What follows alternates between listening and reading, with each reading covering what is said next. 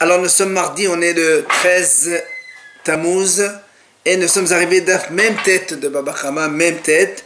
On était donc à la 4e ligne dans la Gemara. On a fait hier donc la Mishnah, on rappelle juste donc l'idée. On a dit que si un taureau, il était en train donc de vouloir encorner un autre taureau et sans faire semblant, enfin sans faire exprès, il a frappé une femme enceinte et les bébés sont morts. On a dit il ne paye pas les enfants. Alors la Gemara a dit tu as dit que le propriétaire du taureau il ne payera pas le prix des enfants morts parce que le taureau avait l'intention d'encorner un autre taureau. Ça veut dire, est-ce qu'on peut déduire que ça veut dire que si le taureau maintenant il avait l'intention d'encorner une femme directement, une femme enceinte, et il lui a fait donc il lui a tué ses enfants, alors on va dire dans ces cas-là il va payer le propriétaire donc du taureau, il va payer le prix des enfants. Dans ces cas-là, si c'est ça, alors ce sera une objection contre Rav Ada bar Ahava. Pourquoi? De Amar Rav Ada bar Ahava. Il a dit Rav Ada bar Ahava, Shevarim shenetkavenu leisha ptorim de mevladot. Donc parce que Rav Ada bar Ahava il a dit comme ça, quand les taureaux ils ont l'intention d'encorner une femme et ils tuent les enfants, ils ne payent pas. Parce qu'on a vu le pasuk, il a dit V'chi naso anashim, on a dit des hommes mais pas des taureaux. Donc est-ce que notre Mishnah, dans laquelle on a vu un taureau, il va encorner un autre, et sans faire exprès, il a encorné une femme, on a dit pas tôt, machma que s'il encorne la femme directement, il est hayav. Alors la Mishnah, c'est une objection contre Ravada, qui lui, il a dit, elle est pas tôt. Amalach Ravada Barava, il vient répondre, Ravada Barava, il te dit, il te dit non. Même si le taureau, il a encorné directement la femme, il lui a tué les enfants, aussi, il n'est pas tour de payer. Ah, alors dans ces cas-là, pourquoi la Mishnah, elle parle d'un taureau qui a l'intention d'encorner un autre, et sans faire exprès, il a tué la femme? Il aurait dû parler directement d'un taureau qui a encorné un homme. Il a encorné la femme directement. Il a dit, tu sais pourquoi la Mishnah elle a parlé de ce cas-là où un taureau il a l'intention d'encorner son prochain, donc un autre taureau? Parce que tout simplement, Adam Shaya mitkaven lahavero de Achik Tifra, Kratan Yedeshanam, Yeshoresh mitkaven lahavero. C'est parce que tout simplement dans la Sefa, on va parler un homme qui avait l'intention de frapper un autre homme et après ça va sur une femme enceinte. Comme c'est le cas décrit par le Pasuk, c'est pour ça qu'on a écrit dans la Récha la même chose, un taureau qui avait l'intention d'encorner un autre taureau.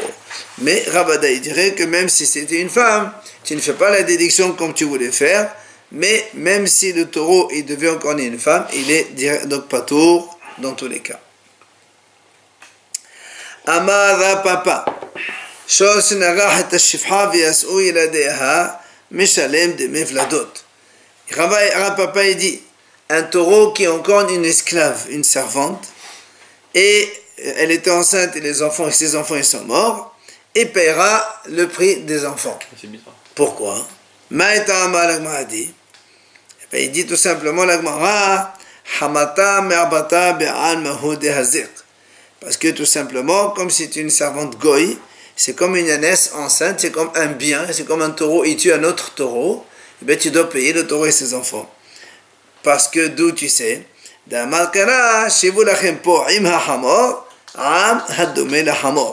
comme Avraham Avinu il a dit à ses deux serviteurs, restez là avec l'âne.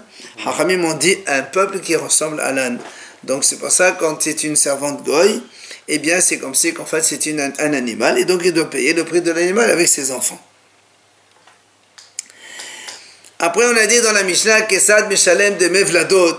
Comment on apprécie le prix des enfants? Rappelez-vous, on a dit, on évalue la femme combien elle valait au début, et après, quand elle a déjà accouché, on fait la différence, il paye.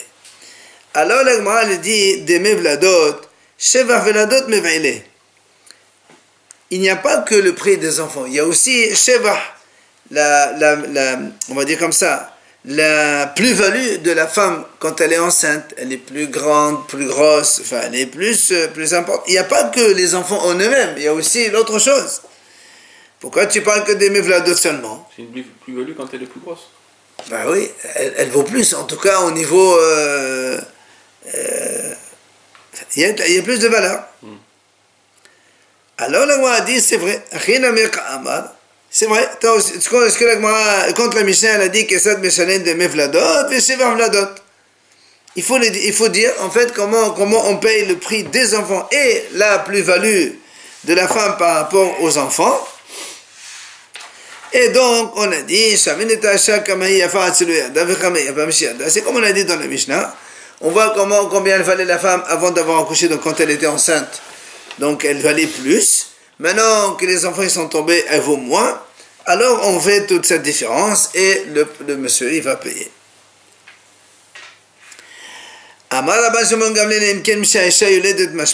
Donc ça c'est la réplique que Rabban Shimon Gamliel lui a fait à Tanakama. Il lui a dit, pourtant dès que la femme elle accouche, non, d'après toi, dès que la femme elle accouche, mashbahat elle vaut mieux.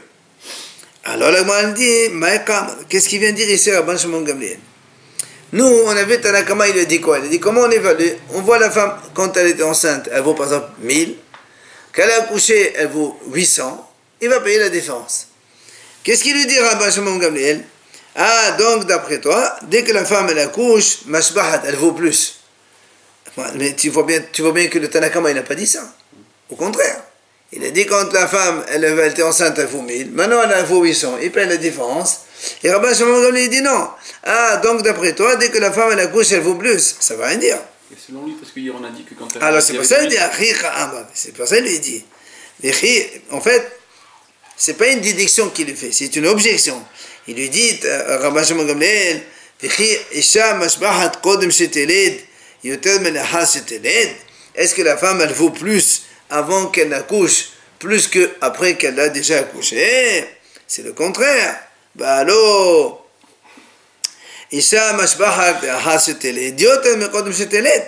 comme on a dit hier, il y a le danger de l'accouchement.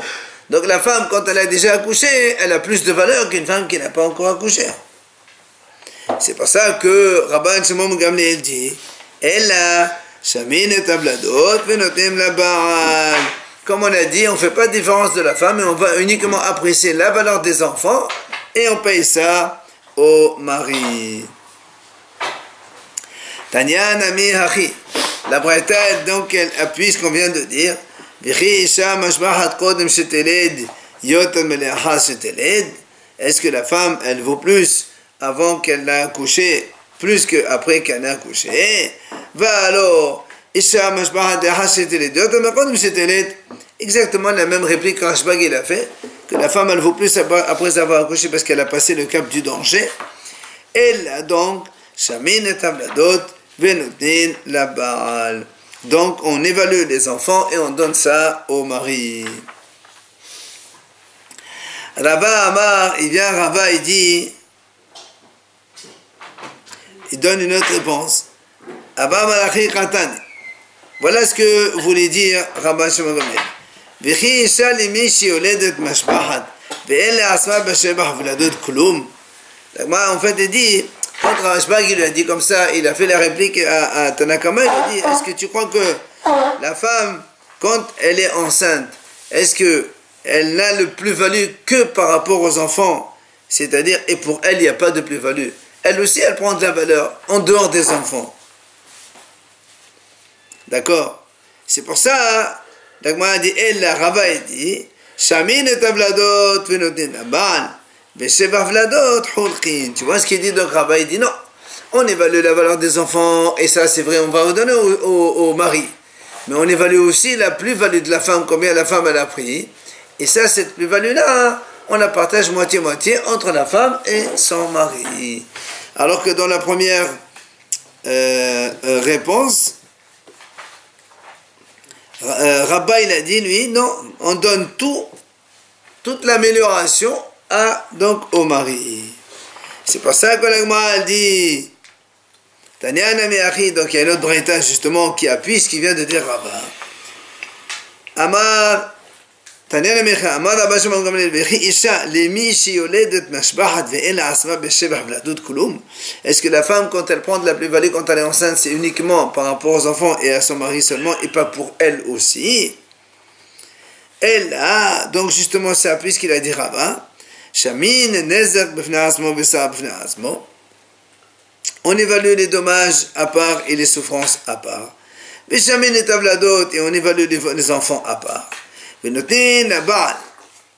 D'accord, les enfants, le prix des enfants, on donne au mari. Par contre, et toute la plus-value que la femme en a eue, eh bien, ils partagent moitié-moitié. C'est pour ça que l'Agma a dit comme ça, dans ces cas-là, il y a un problème. Puisque tout à l'heure, on a vu Rashbag, il a dit qu'on donne tout au mari. Et maintenant, Rashbag, il nous dit, les enfants, ils donnent au mari, mais la plus-value de la femme, on partage moitié-moitié. Donc, il y a une contradiction. Le mari et la femme.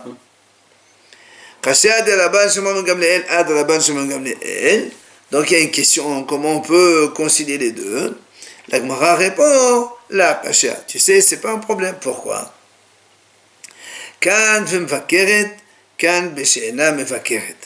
Ça, dans un cas où mevakeret, la femme, elle a déjà accouché. Donc, quand la femme, elle a déjà accouché, pardon, mevakeret, elle n'a pas encore accouché. Comme c'est le premier bébé, évidemment, le danger il est beaucoup plus important dans l'accouchement.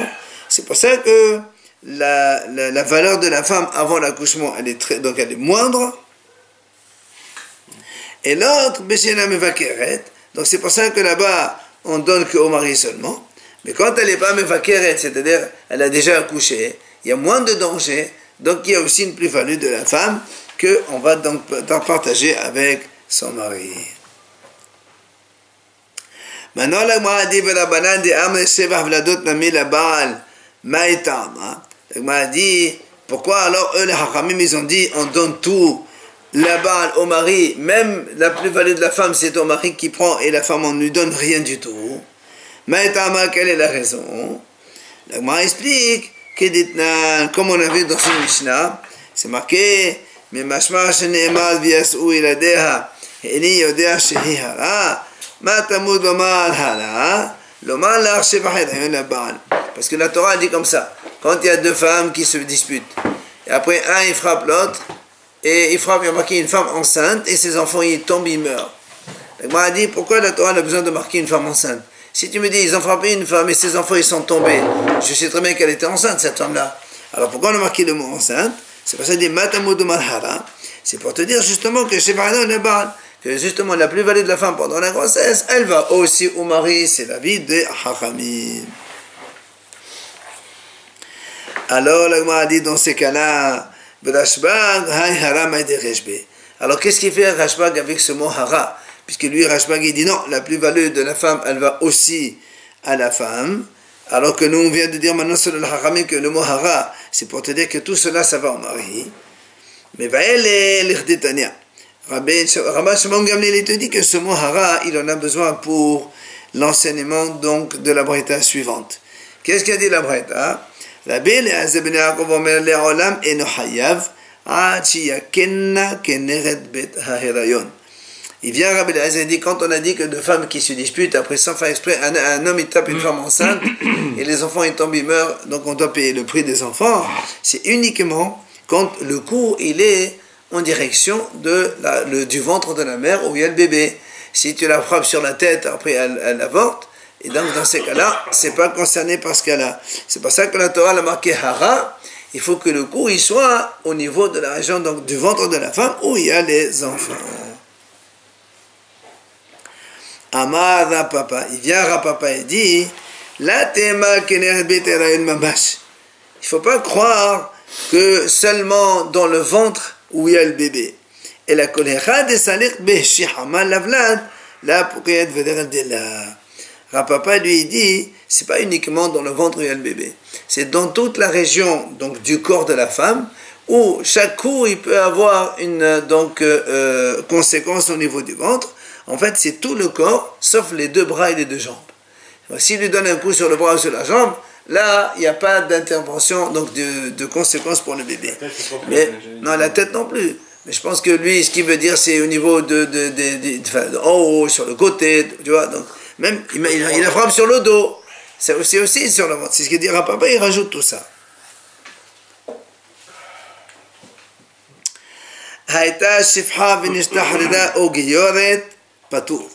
On a dit donc si maintenant cette femme enceinte, elle était une femme libre, une femme convertie, et donc le converti il est mort, il n'y a pas d'héritier, pas tour, le monsieur qui a frappé il ne paye pas, puisque nous on a dit que quand un converti meurt il n'a pas d'héritier, celui qui trouve son argent il le prend. Or celui-là il n'a même pas besoin de le donner. Une femme enceinte. Hein? C'est pour une femme enceinte. Une femme enceinte mariée à un converti. Comme l'argent, le prix des enfants, il va au converti, et que le converti, il est mort, il n'a pas d'enfant, donc il ne paye pas. Et si on a tué ses enfants, hein? On a tué les enfants. Les enfants, ils appartiennent. Le prix des enfants, on a dit, c'est au mari. Un mari. Amar Rabba. Rabba, il dit, quand est-ce qu'on a dit qu'on ne paye pas? Lo shanu, ella shehebil ba bihaye hager, ou met hager. Il dit, quand est-ce qu'on a dit qu'on ne paye pas? C'est quand on l'a frappé pendant que le mari était encore vivant, le converti donc. Ensuite, avant de payer, le converti il est mort. Là, il est pas tour. Pourquoi? Puisque quand il a frappé, il a tué les enfants, c'était à l'époque où le converti était encore vivant. Et donc, donc, normalement, l'argent, il devait aller au converti directement. Et comme après le converti, il est mort, c'est là où le monsieur, il est pas tout. D'accord? Il était pas tout avant, quand même. Il était pas tout. Du vivant du mari. Non. Donc si le guerre il est vivant, tu me donnes un Il a frappé la femme quand le gars il était vivant. Il a tué les enfants. Donc il doit payer au converti. Il est vivant encore, le converti. Maintenant, avant d'arriver au Bédine, pendant les quelques jours le qui est converti il est mort. En fait, c'est pour dire que c'est comme si que le converti il a déjà eu l'argent et donc tu ne lui donnes pas. C'est pour ça que Rabba il dit, mais aval,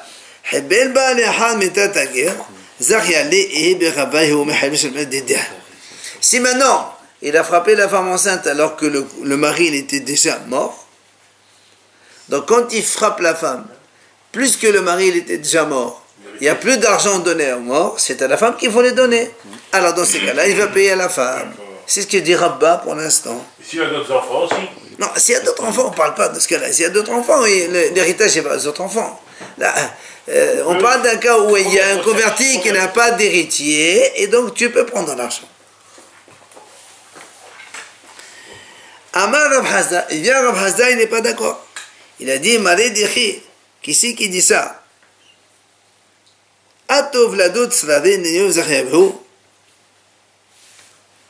Est-ce que le prix des enfants, c'est comme une sorte de bourse d'argent que le monsieur, il va...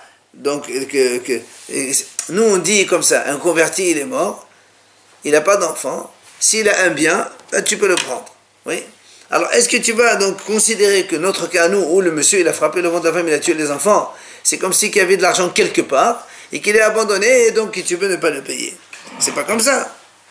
Alors comment? Et là, il dit Rav Hazda, était là-bas, si le mari, donc il est là, le converti, donc il est là, Zachil et la Hamana.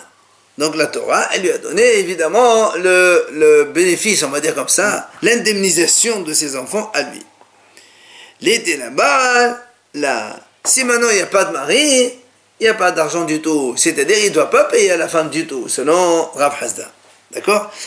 C'est pour dire que ce n'est pas quelque chose qui existe et qu'on peut donner à l'un ou à l'autre. Ou ça existe, ou ça n'existe pas. En fait, c'est ce que dit Rav Hazda. Quand il a tué les enfants, le mari il était encore là. Bon, l'argent existe. Quand le mari meurt, alors tu le prends. Mais si le mari il était déjà mort, il n'y a même pas d'argent ici. C'est pour ça que Rav Hazda dit, est-ce que tu crois que c'est une bourse qui est posée quelque part, il faut venir la chercher? Quand il n'y a pas, non. Le premier, il a dit que si le mari il est déjà mort quand il a frappé la femme, il donne l'argent à la femme. Ça, c'est Rabba qui a dit ça. Ouais. Et Rav Hazda dit non, c'est pas une bourse qui est trouvée, posée quelque part, il faut venir la chercher. Quand il n'y a pas, il n'y a pas. Mais le cas où il meurt entre le Ah non, non, ça tout le monde est d'accord. Ah. Il a frappé la femme et le mari il était vivant. Donc l'argent revient déjà au mari. Après, avant de lui donner, il est mort. C'est sûr que là, on peut le prendre, c'est ça qui est pas tôt. Donc l'argent il était là et après il a disparu. Et là maintenant, c'est que l'argent n'est même pas là, c'est ce qu'il veut lui dire. C'est pour ça, donc ça c'est Rav Hasda. Via la Gemara à l'objet, Metevé, Hikat Haïsha Vias ou Eladeha. Donc, on a vu, c'est marqué que quand un homme frappe une femme donc enceinte et les enfants ils sont morts, notez Nezr Bessar la Shav de Mevladot là-bas. Il donne donc les dommages, donc les douleurs et compagnie, tous les dommages à la femme. Mais le prix des enfants, il donne ça au mari. Maintenant, la Gemara continue. En habal, s'il n'y a pas de mari, notez les yorshav, on donnerait aux héritiers du mari, c'est normal. En haïsha, si maintenant il n'y a pas de femme, notez les yorsheha, on donne à ses héritiers. Si on parle dans le Rachid, là on parle ici d'une femme divorcée par exemple, s'il n'y a pas de mari, on donne à la femme. Il n'y a pas de femme, on donne aux héritiers de la femme. Maintenant, elle était servante ou convertie, Zacha. Donc, celui qui a blessé, il a Zacha pour donc l'argent. Donc, ça va contredire Rabba. C'est-à-dire Zacha. C'est à lui l'argent, il donne rien. Or, Rabba, qu'est-ce qu'il a dit? Quand il n'y a pas de mari, c'est la femme qui prend l'argent. Mais pas pour une convertie. Pas de convertir là ici, pas de convertir. Mari qui convertit. Hein? On parlait du mari. Absolument, converti, un converti. Bien sûr, on parle toujours d'une femme mariée à un converti. Donc, question contre Rabba. Rabba, il a dit, quand il y a le mari, on donne au mari. Quand il n'y a pas le mari, on donne à la femme. Or ici, la Bretagne a dit, au contraire, quand il n'y a pas donc de mari, Zara, le monsieur, l'endommageur, il ne paye rien. Quand on dit, quand le mari qui est converti, qui est vivant, on lui donne. On a vu. Oui, maintenant qu'il est mort. Là, il est mort, c'est autre chose, donc on donne pas. Non, mais on a dit aussi, quand il est mort, ça dépend, est-ce que le coup, il a été donné avant qu'il meure ou après qu'il meure? C'est ça qu'il a dit. Rabba, il a dit, si le monsieur, il frappe la femme quand le mari converti est encore vivant, et après il meurt, là, tu ne donnes pas d'argent. Mais si tu l'as frappé quand le mari était déjà mort, il faut donner l'argent à la femme. Or là aussi, on nous dit, si elle a été convertie, eh bien, tu prends l'argent toi-même. C'est pour ça que la Gemara dit, elle lui répond, est-ce que tu vas être mieux que la Mishnah? On t'a déjà dit que ça,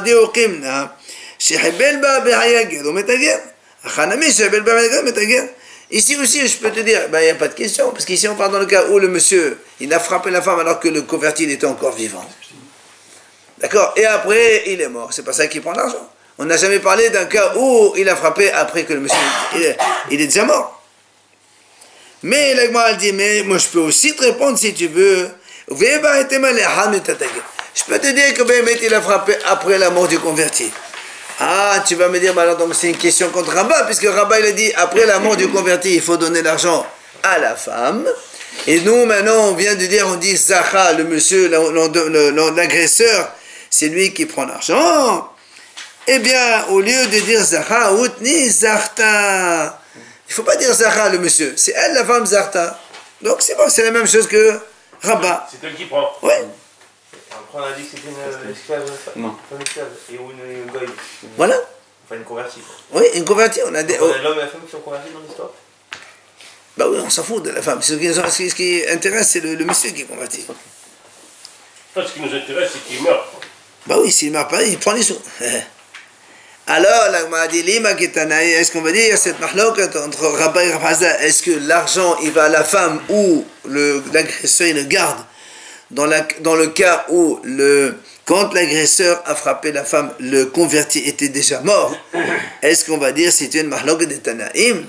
Où c'est qu'on a vu ça? La Gemara ramène ici une mahlokat de Tanaïm. Dans la Breta, c'est marqué Bat Israël, c'est la guerre. Une fille d'Israël qui est mariée avec un converti. Maintenant elle est enceinte de lui.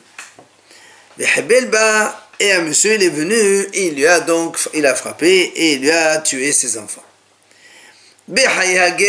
Si c'est quand il a frappé, c'était durant la vie de converti. Notet de mevladot, la guerre. Évidemment, il faut donner le prix des enfants au converti, c'est le mari. Les aham est la guerre. Si maintenant il a frappé après la mort du converti, Tani Hada Hayab, Tani Hada Pato. Une braïta a dit il faut payer l'argent à la femme, et une braïta a dit Pato. C'est exactement Rabba et Rav Hazda. Mais ça c'était Tanaïm. Mais nous on parle de guillorette et là on parle d'une bâtisse. On s'en fout de guillorette. C'est pas le guillorette qui compte, c'est le monsieur le converti. Maïlav Tanaïn Hu. La Gemara dit, n'est-ce pas, c'est une mahlouk de Tanaïm. Donc qu'est-ce qu'ils font? Rabba et Rav Hazda, ils font mahlouk de Tanaïm. Alors la Gemara dit, les Rabba Vada et Tanaïm. Rabba qui a dit il faut payer à la femme, et donc il est hayab de payer, c'est sûr que c'est une mahlouk de Tanaïm, mais lui il se rejoint avec celui qui a dit hayab. Et là, le Rav Hazda, mille et Tanaïm. Est-ce que Rav Hazda lui aussi, il va dire que c'est une mahlouk de Tanaïm, alors que lui il a dit pas tour? Comme le Tana qui a dit pas tour. L'agma a dit la kasha. Non. Rav Hazda, il pourrait te répondre. Ha Rabbanan, ha Rabban Shimon Gamliel. Rav Hazda, il te dit, monsieur, non. C'est pas celui qui a dit Hayav, il faut qu'il paye.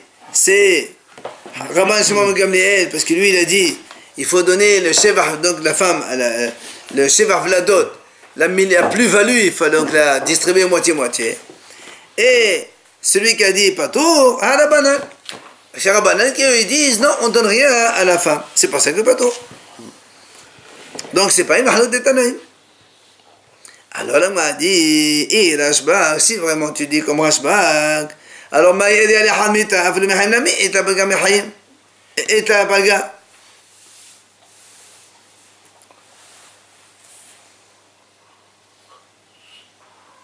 D'accord?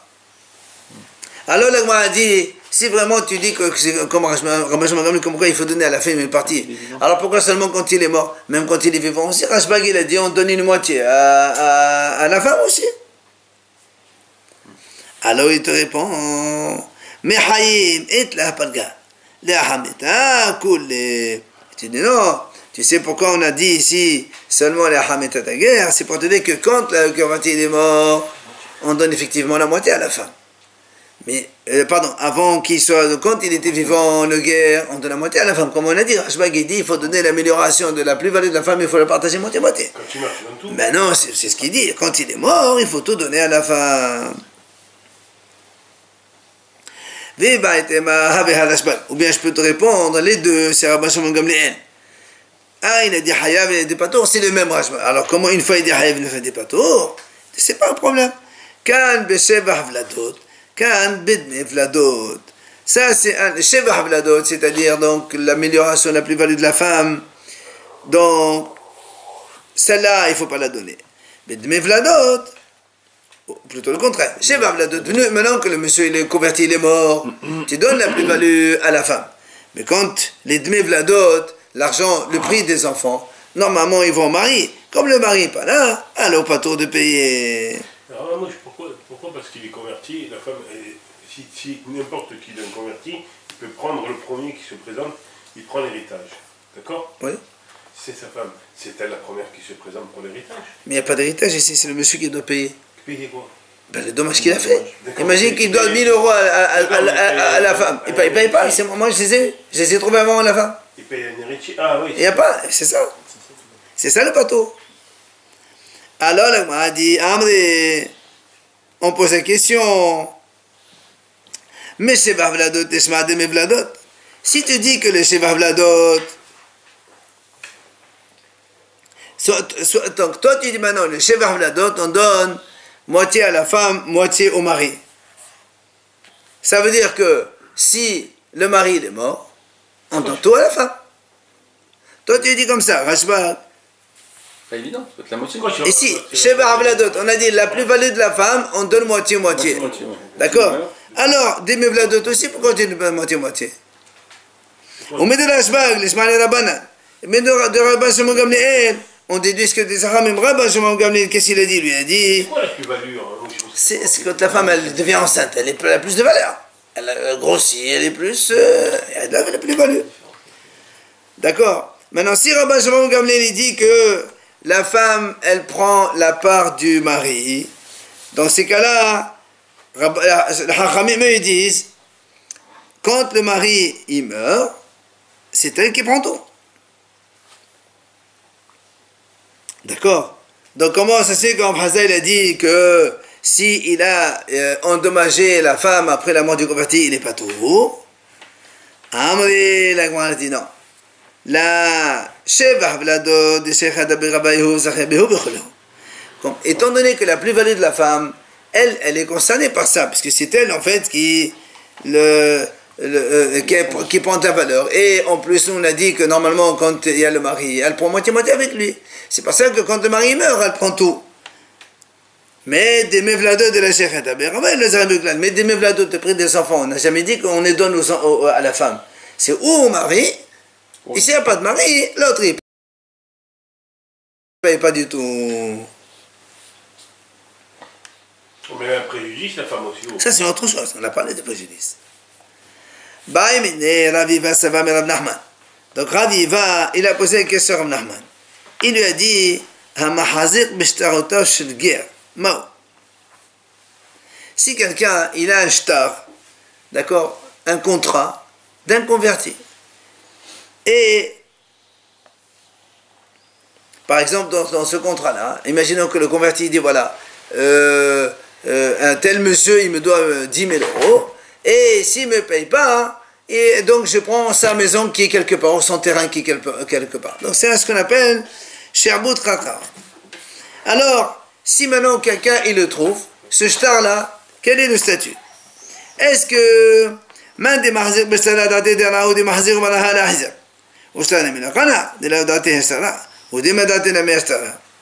il lui dit comme ça. Est-ce que celui qui a trouvé le shtar, comme dans le shtar il y a là-bas l'hypothèque du terrain, est-ce que donc lui dans sa tête, quand il a trouvé le shtar, comme le converti il est mort, donc le terrain il lui appartient. Mais nous, on sait que le terrain ne peut être acquis par quelqu'un que quand on fait hazaka. Or, comme il n'a pas encore fait hazaka, ça ne lui appartient pas encore. D'accord? Alors il dit, est-ce que lui, dans son esprit, ce monsieur qu'il a trouvé, pour lui, c'est le terrain qu'il a acquis.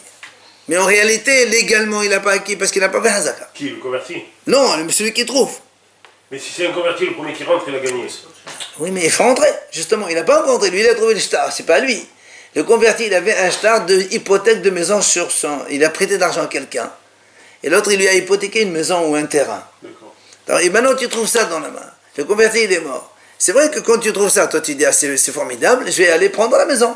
Mais tant que tu n'as pas mis... Hein, c'est là que tu occupes les lieux pour l'instant. Celui qui va être physiquement. Imagine qu'il n'est pas occupé de terrain. Parce que nous, on n'a pas de maison. En vérité, ici, on parle de terrain. Le terrain, il n'y a personne dedans. D'accord? Est-ce que donc, la Gemara dit, est-ce que celui qui a ce shtar-là, il pense plutôt au terrain? Et comme dans le terrain, il n'a pas acquis, le papier non plus, il n'a pas acquis, ou bien tu me dis non, lui, il pense qu'au papier, et donc, il a tout acquis en même temps. Il faut qu'il rentre sur le terrain aussi. Absolument, absolument, obligatoirement. Il faut y aller. Il faut y aller. Et si c'est un homme, qu'est-ce qu'il fait? Amale anemori. Il a dit, réponds-moi, mon maître. Il dit, qu'est-ce que tu crois? Toi, tu me dis peut-être qu'il a pensé qu'acquérir le papier. Il dit, mais qu'est-ce qu'il va faire un papier? Il va mettre pour couvrir sa bouteille? Amalé l'assaut. Il a dit, oui, monsieur. Donc, il n'a pas répondu. Il n'a pas répondu? Non. Amal Rabba, encore autre chose, il dit. Mashkono chez l'Israël, biyad guerre. Si un converti, écoute ça, il prête de l'argent à un juif.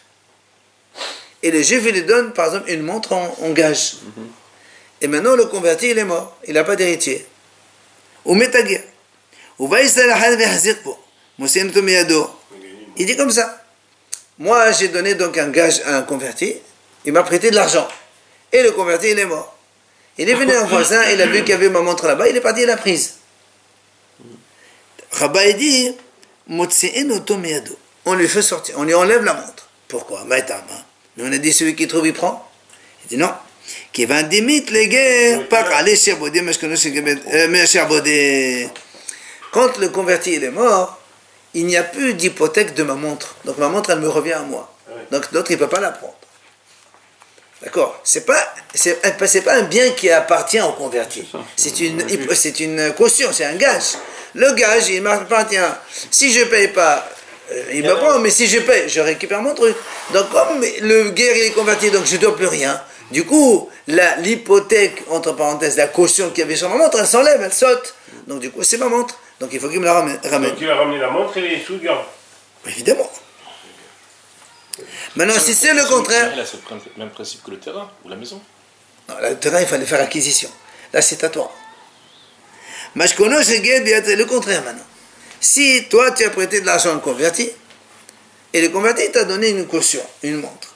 Donc la montre, elle est chez le juif. Maintenant, on met ta guerre. Et le converti, il est mort. Vous voyez ça, bon. Ça oui, c'est bon. Il le remplace pour lui. Il dit, donc moi, j'ai prêté de l'argent au converti, il m'a laissé une montre chez moi, et le converti, il est mort. Il est venu mon voisin, il a pris la montre.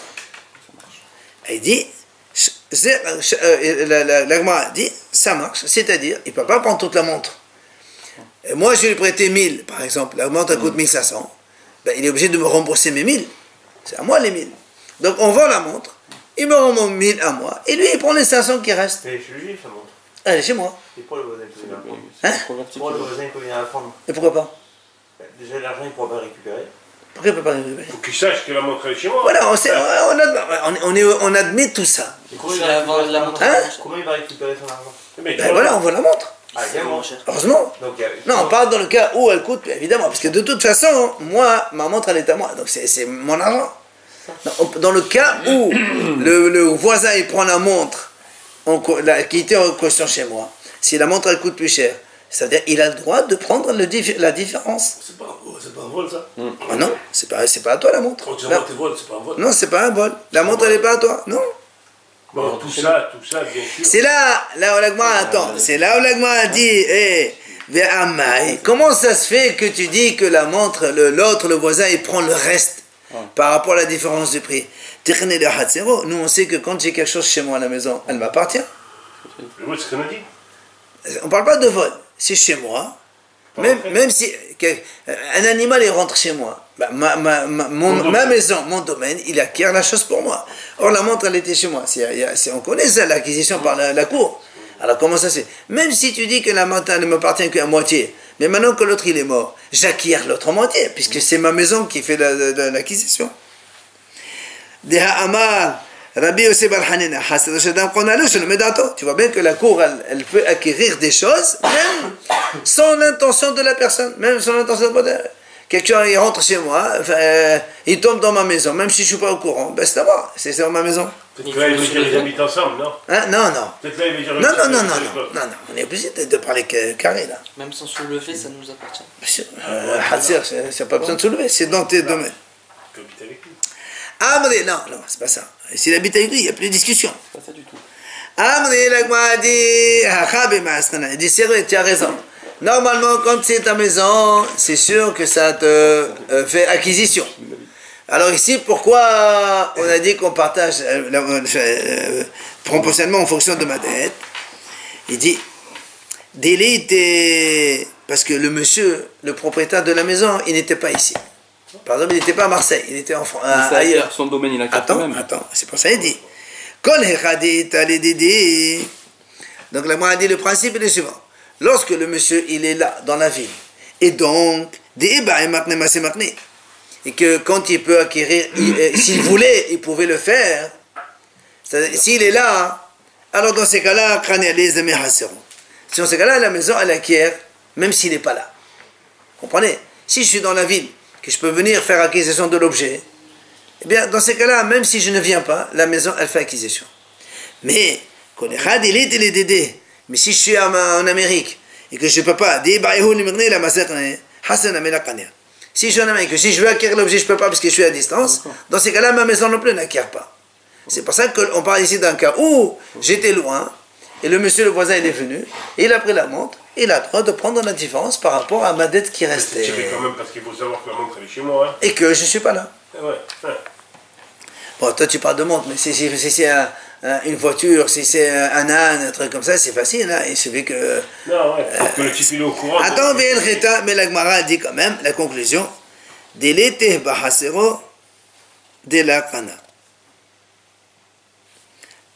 La Gemara dit, Vela halacha, c'est ça. La halakha, elle n'est pas comme on vient de dire maintenant. Ouais. Quand est-ce que le monsieur qui a trouvé l'objet hypothéqué, il peut le prendre? C'est parce que tout simplement l'objet n'est pas chez moi à la maison. Ah, d'accord. Ça veut dire que si l'objet il était chez moi, même si je suis en Amérique, personne ne peut le prendre. La halakha, il est à moi. Lui, pourquoi il a pu le prendre, cet objet gagé, c'est parce qu'il n'était pas chez moi. Il a le droit, et donc, il prend à hauteur de, par rapport à ma dette. Moi, je récupère mon argent que j'ai prêté au converti, et lui, il prend la différence. Donc, c'est ça la conclusion. Ça va créer une dispute entre deux hommes. Hein. Il n'y a pas de dispute, monsieur, on est dans la loi, là. On s'amuse pas, monsieur. La loi, il n'y a pas. La loi, c'est la loi. Ton argent, c'est le mien, c'est tout. Je t'ai rien, j'ai. Eh ben regarde, voilà, on a parlé d'un âne. Imagine que l'âne il était en train de paître. Mais au niveau relation humaine, je parle. Ah, ça on parle plus d'homme. Écoute, monsieur, si tu peux faire passer les sentiments avant la Torah, ça marche plus dans ces cas-là. Donc il n'y a que le bien du goy qu'on peut récupérer comme ça n'importe où. D'un converti. Mais s'il est chez toi, c'est pas pareil. Le bien du converti, il est chez toi, il est à toi. Non d'accord, mais si on va un bien à un converti qui meurt, même chez lui on peut le venir récupérer. Mais sa maison, tu peux t'installer dedans. Ah, d'un converti sans enfant. Sans enfant, bien sûr. Converti sans enfant, il n'a pas d'héritier. C'est un peu quand même difficile. Matnitin, on fait juste la Mishnah et on arrête là. On va passer maintenant au bord. On a parlé jusque-là du taureau, on va parler du trou maintenant. Ahofer bor bershut ayahid uftahol bershut arabim. Si quelqu'un il creuse un trou chez lui à la maison, il creuse un trou et il fait sortir l'autre trou dans la rue. Ah ouais, tunnel. Mais c'est un puits. Zama pour que les gens ils puissent puiser là-bas aussi. Ouais. Ou le contraire, ou bien il a creusé dans le Shot Arabim, il a fait un trou dans chez lui à la maison. Ou encore, ou bien il a creusé un trou chez lui à la maison, il a fait donc un trou à côté dans la maison voisine. Dans tous ces cas-là, il est hayab. Si un animal tombe dedans, il meurt, c'est lui qui doit payer évidemment les frais. On verra tout ça plus tard.